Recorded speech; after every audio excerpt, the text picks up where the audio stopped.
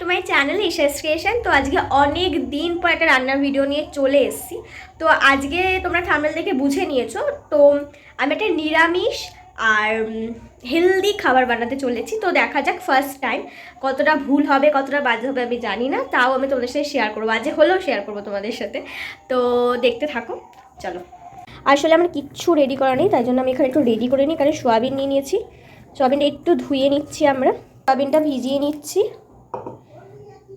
আর দুটো মতন আলু নিয়েছি, কড়ার মধ্যে জল দিয়ে দিচ্ছি আর একটু পরিমাণে নুন দিয়ে দিয়েছি। এবার আলুগুলো আমরা সেদ্ধ দিয়ে দিচ্ছি।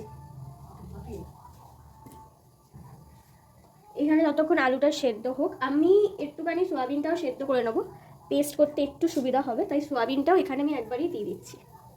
সোয়াবিনটা হালকা একটুখানি ভাপিয়ে নিচ্ছি, কারণ সোয়াবিনটা জলে তো আমরা ভিজিয়ে রেখেছিলাম, তো তাই জন্য সোয়াবিনটা একটু সেদ্ধ করে তুলে নেব। সোয়াবিনগুলো তুলে নিচ্ছি বাটিতে। সোয়াবিনটা পেস্ট হয়ে গেছে, এবার আলুটাও সেদ্ধ করে নিচ্ছি।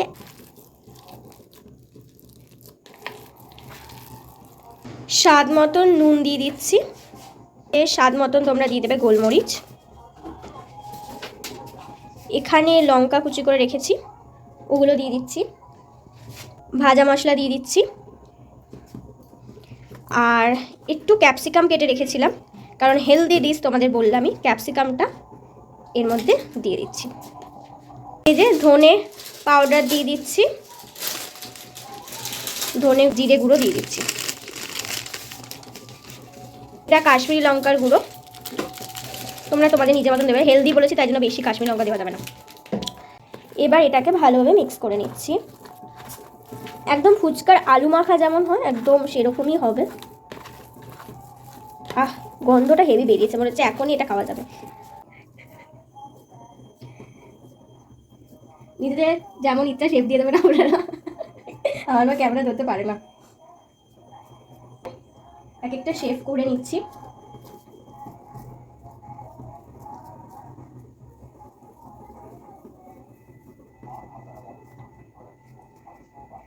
এবার আসছে মেন পার্ট, এই যে ওটসের গুঁড়োর মধ্যে ভালো করে এটা কোট করব। এটা একদম কম তেলে করা হবে, আর হেলদি যেহেতু আমি বারবার বলছি, তাই আমরা ওটস দিয়ে করছি। এখানে নো ময়দা, নো পাউরুটি গুঁড়ো, তো আমি একেবারে ওটস দিয়ে করছি। কতটা হেলদি খাবার আপনারা বুঝতে পারছেন। আমার বাবা ওই জন্য খেতে পারে, আমার বাবা হার্টের পেশেন্ট একজন। এখানে চাটুতে বসে পড়েছে, মানে চাটুতে বসে পড়েছে বলে আমি সরি কিছু মনে করবেন না, আমি তো স্ক্রিপ্ট না লিখে বলি তাই সব এরকম হয়।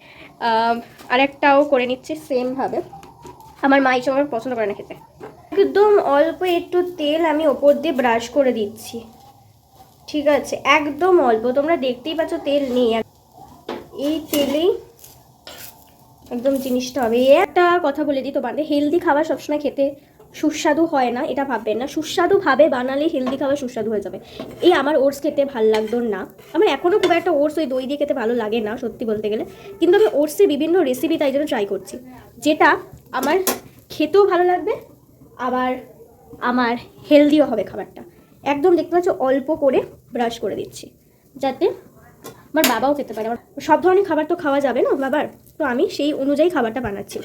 এই যে কথা পড়ে আছে, এগুলো আমরা হেলদি প্রসেসে বানাবো না, আমার মা ওটস খায় না, তো তার জন্য আমি নর্মালি এটা একটু কম তেলেই ভাজবো, ঠিক আছে। আগে এই জিনিসটা হয়ে যাক, দেন তোমাদের এটাও দেখাবো সাথে। এই যে বললাম মা ওটস দিয়ে খেতে ভালোবাসে না, তাই জন্য মায়ের জন্য আলাদা করে আমি ওটস ছাড়া করে দিচ্ছি। তোমাদের বললাম এটা আমি শেয়ার করব। এই যে একদম খুব খারাপ হয়নি জিনিসটা, ভালোই হয়েছে দেখতে। আমি যতটা ভেবেছিলাম খারাপ লাগবে, হয়তো খারাপ লাগছে না। এবার খেয়ে দেখার পালা। এটা ওই মায়ের বানানোটা, মানে মায়ের জন্য বানানোটা, আর এটা হচ্ছে আমারটা। আমি একদম তোমাদের দেখাই, খারাপ লাগছে না, সত্যি সুন্দর লাগছে। সব ধরনের মশলা পড়েছে তো, ওটস দিয়ে করেছি।